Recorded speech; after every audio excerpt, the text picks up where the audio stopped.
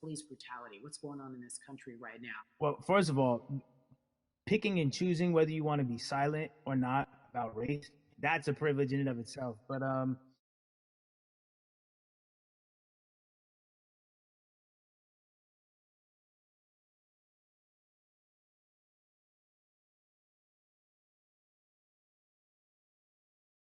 answers for everything, especially in a culture that I'm not from.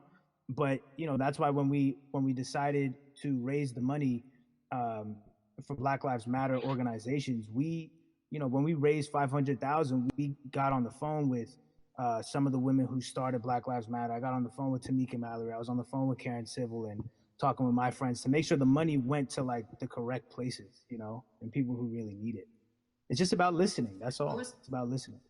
let's talk about that for a moment because the way I think of activism for me, it looks very differently. It's not necessarily just protesting on the front lines. I think that's great. But what about being an activist in the way in which you have decided to be one? What inspired you? What did it look like? You said you raised money for Black Lives Matter. Anything that you did and how you find yourself in this moment right now? So for me, it was 3 years ago. I had like a string of festivals, and I decided that I was going to wear T-shirts with a message on them because I figured, what better, what better time to use a platform than in front of a bunch of people. So one of the T-shirts I wore was, "If you want to change the system, speak up. White silence is pro racism. The whole thing." And it didn't really it kind of got swept under the rug back then. But when all this stuff started happening again, and it's been happening, the police brutality against innocent black people, I was like, man, I'm not the biggest artist in the world, and I certainly don't got a good amount of people that I can definitely mobilize and turn into some money. And I know they're down for the cause because it's merch, it's a good thing. And I've always been outspoken anyway. And so how am I going to be in black culture and not be outspoken about racism? And then I got to ask you this because you grew up in Atlanta, so that gives you a heads up. Depending for so many people, because you're in the crux of that beautiful black city where there are so many wonderful black leaders, home of so much great music and things that speak to our culture right now. And we are really, really getting our word out, especially with this platform today, and saying Mhm. that we must use our voice to vote. Talk to me about what the importance of voting for you in this upcoming election. Yeah, so full transparency, I had never voted before, ever. Um, and because I was one of those people who was like, my vote doesn't matter, and I don't know, maybe it's because I was younger, maybe it's because I really thought that, or I don't know, but I just think that it's got to, now this is a bit of a privilege to say it's got to a breaking point for me because obviously it's been past the breaking point for Black people, but I think that as a whole, the young people need to get out and vote because we're the ones that never show up. You know what I mean? We never show up to vote, but we're the future. So it's like, look, we got to go out there and vote, and then whatever happens, happens. But at least we did our part. You got to do your You know, part.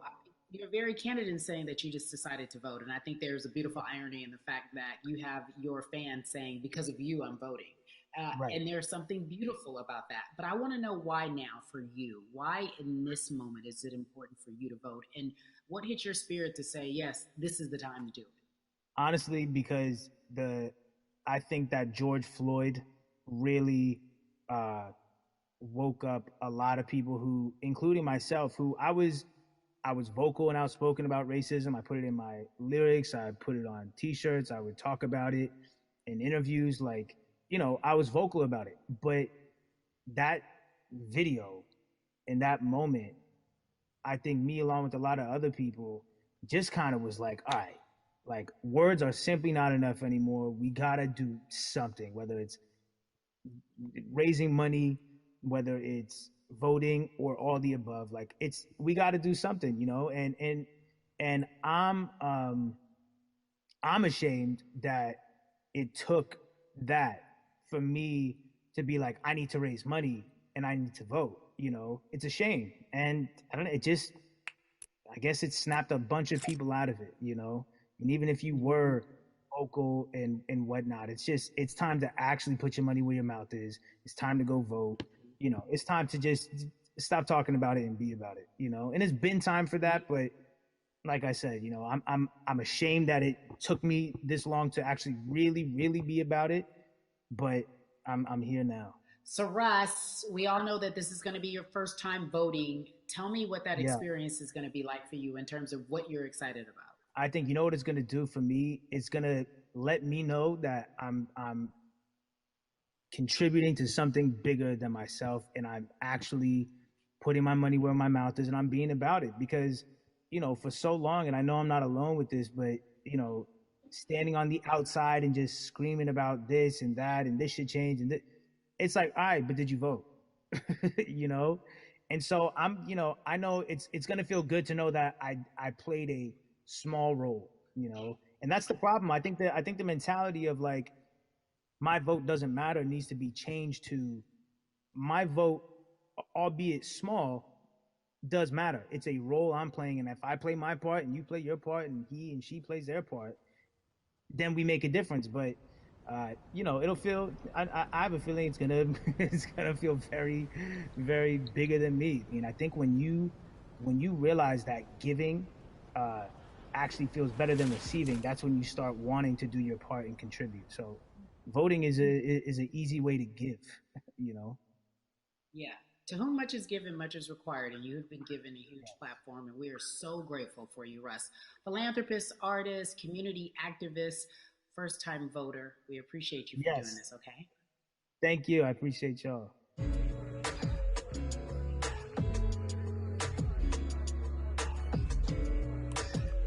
Yeah, la la.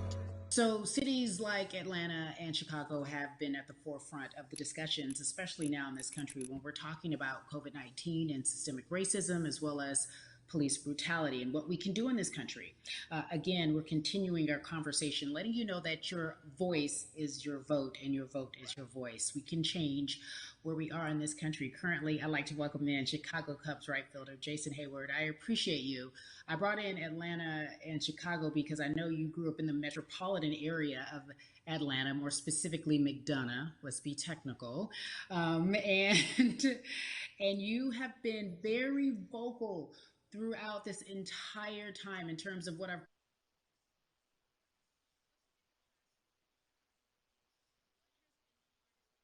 with. The hardest thing for me to deal with, Carrie, this last month has just been going from the virus shutting everything down to us being called to action. We've had multiple police brutality situations. We've had people protesting, wanting to get the message out. But I really realized that I need to be a part of the positive message and make sure that doesn't get lost in all the chaos going on for people to actually hear from a reasonable, respectable person who cares about everyone involved. A reasonable, respectable person who cares about everyone involved, which leads us to More Than a Vote. It is a beautiful collective of Black athletes and artists.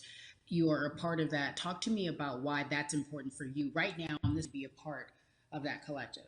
To me personally, it's important to be a part of that because I've somewhat used baseball and my craft as an excuse to not get more involved in voting.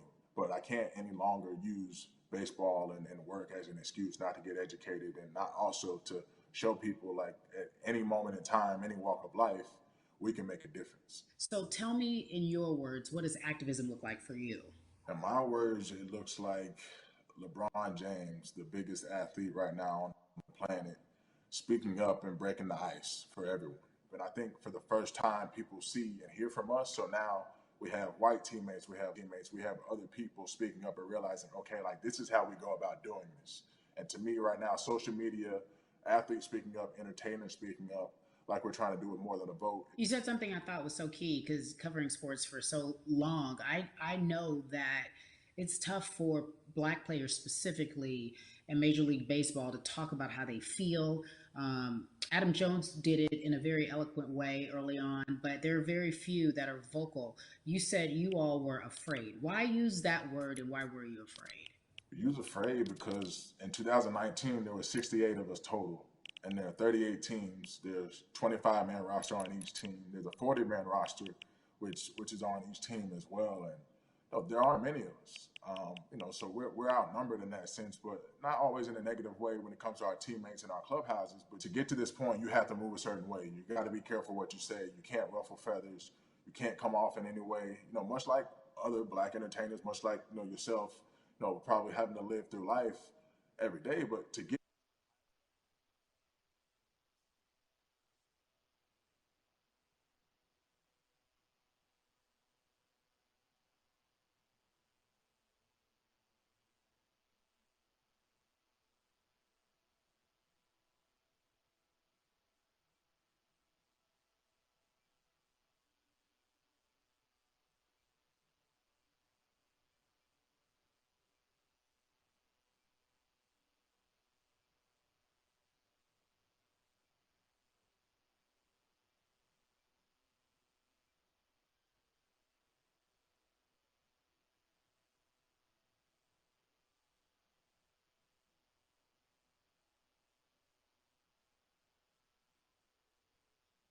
while we were uncomfortable. Do you feel that this is the type of movement that is sustainable, or is it just for a time? it takes everyone joining in on the conversation. And right now, I feel like more than ever, there is little things as possible to distract from big.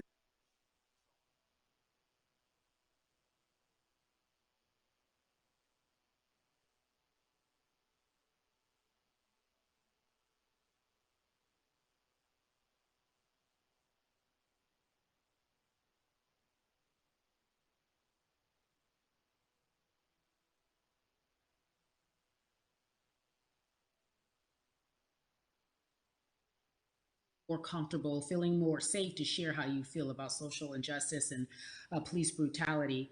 What are you doing right now in this moment with your platform to help change how we look at voting and how to educate the culture and the community?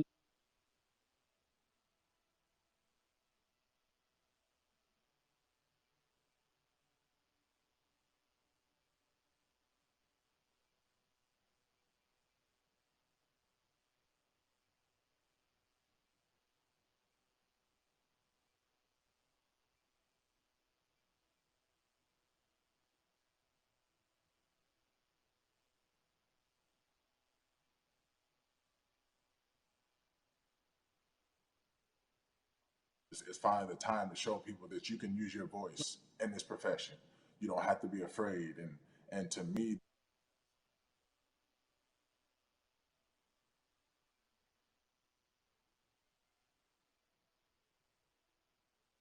okay to want to play baseball. It's not lame. It's not something I have to be as afraid of as I was before. So I feel like that's my role in this. I have a younger brother as well. He's 24. He also plays baseball. So I've got to lead by example. I can't just always, come up with a good answer that sounds good on TV. When I get asked a question on, what do we need to do to make changes? I'm joining up here to make sure that I take action and get educated myself. For one, so many people, I feel like in Atlanta, they're on the move. Or when you want to try to make a vote and try and cast your vote, you have to do it by mail. You have to sign up for the absentee ballot. Then you have to get another ballot in return. They have to send it back to you. Well, for me personally, they didn't send that back until it was too late, right? We didn't get it in the mail to the address that's an Atlanta address at my parents' house. We didn't get that in the mail until it was too late. And then from other friends and family that are still in Georgia right now, I just hear about them being held in lines too long and trying to get off work. And we know how it is for any family, but let alone a black family in the city or in the suburbs trying to take care of their family and trying to provide for them. You try to get off work, and then you're like, wait a minute. You start looking at the clock. It's like, oh, this is not going to happen today, right? And so I saw, Mayor Keisha Bottoms, reach out via social media to people and say, hey, I'm going to address these issues right now. I need y'all to stay in line to cast your votes. Keep hanging in there. So to me in Georgia, that's what that looks like. Well, it's interesting that you even bring that up because there have been all these images, specifically from Georgia, because that's such a battleground, where you see people, especially when it came to the primaries, doing whatever it takes. And this is real life voter suppression that you're talking about. It's been happening for decades. It's not fake. What you're saying, these examples of sending you your ballot too late after the fact, or shutting down the polls at 6 o'clock while people still are in line, that's a real life issue. There needs to be some type of change. And I think that what we're doing right now is fair. But the idea of voter suppression, do you think that that is well known, especially with folks, within the generation, your generation? I think it's known in our communities, right? I don't think it's spoke on enough. I don't think there's been enough light drawn to it. Bring it to light. Let people hear about it. Let people learn about what that looks like, and get more people to say, okay, look, like this is going to happen. We have to expect this, and we can no longer make the excuse. We can't say they didn't warn us. Jason, everybody knows, or it feels as if everyone knows, that the time is now. America's paying attention to us. We have their eyes, we have their ears. If you look toward the future, what are you most excited about in terms of seeing a change? I'm excited about how fast the word is traveling. The word is being spread right now. The biggest athletes, the biggest icons, biggest entertainers are doing their part. But I'm also seeing people out there on the streets doing their part. When so many things got lost, could have very easily got in the commotion when it came to protests, and you saw rioting, you saw looting. People still stood their ground, and people still went out there and said, look, we're doing this for the right reasons. We're going to come together. We're going to use drones. We're going to use social medias. I feel like this is a new wave of getting things done the right way and just spreading the message. You're right about that. And you're right. People are spreading the word unapologetically. We out here. We doubling down. Thank you so much. I appreciate you. Right.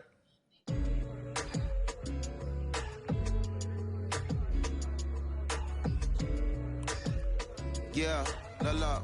Hey, everybody. I am so excited to welcome a friend, a brother, family member, if you will, former colleague, NBA great, sports analyst, philanthropist. He does it all. And he's here to give us his time and his platform to talk about something that is so important, and that is voting. Everybody, welcome Jalen Rose to We the People.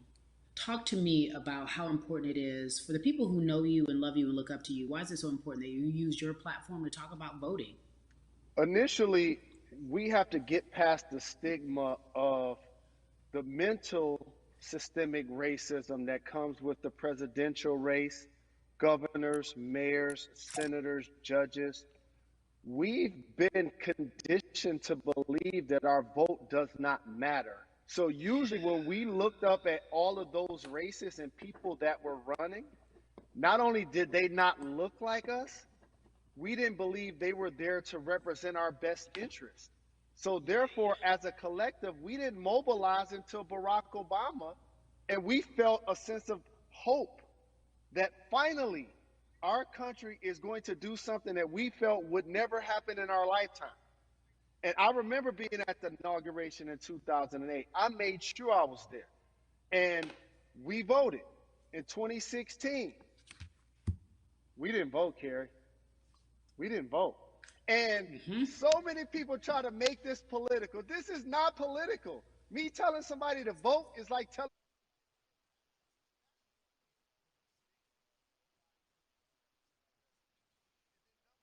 reality is that the person that gets the most votes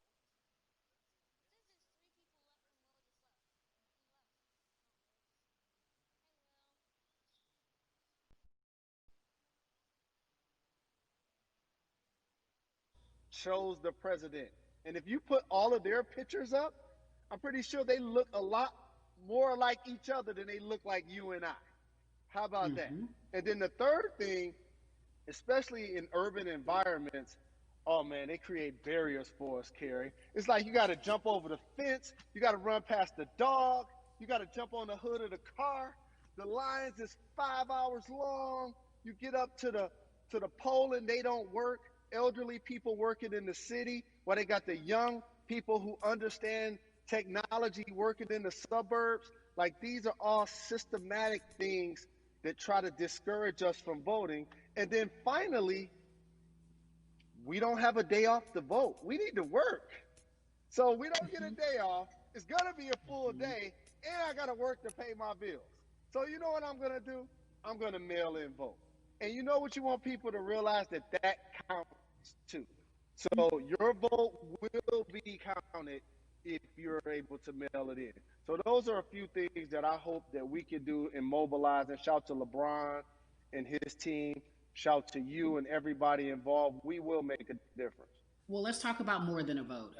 There is a Black collective of athletes, of artists coming together and saying voter suppression is a real deal, especially in the Black community. When you just talked about, I got to work, so I can't go vote. And then when we do get in the booth, just in case we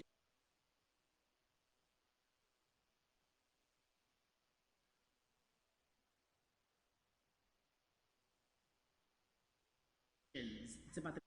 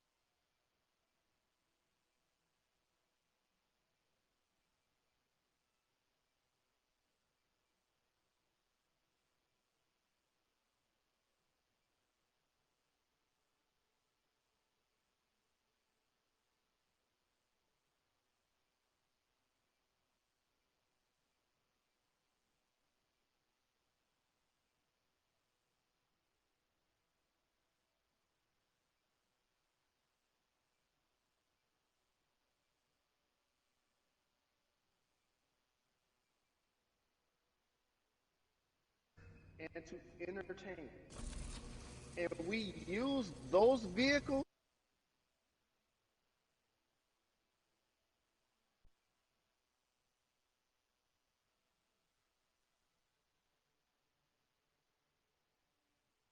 Sports and entertainment represent the most powerful group of Black men in the United States. I'm talking about money, power, celebrity, the ability to mobilize, community involvement, their leadership, their intellect. And so to have all of us pull it in the same direction at the same time for anything that we're passionate about is going to be a difference maker, but it's definitely going to be a difference maker in the 2020 vote, because we're going to make sure we inform everybody that they can let their voice be heard, and failure is not an option. Jalen, what does voter suppression look like to you? A perfect example took place recently, Carrie, in Kentucky. It was 6 p.m. at night, and so many people were standing in line enthusiastic to vote. And you know what they did? Locked the doors. And you know what the people did? They continued to bang on the doors, continued to bang on the windows. They continued to let it be known they were not going to leave the premises until they got a chance to vote. And you know what ended up happening? They opened those doors and allowed. These barriers show you that it matters, and we're here to help you break through them. The same thing with our platforms and voices, Carrie, because you know what's going to happen.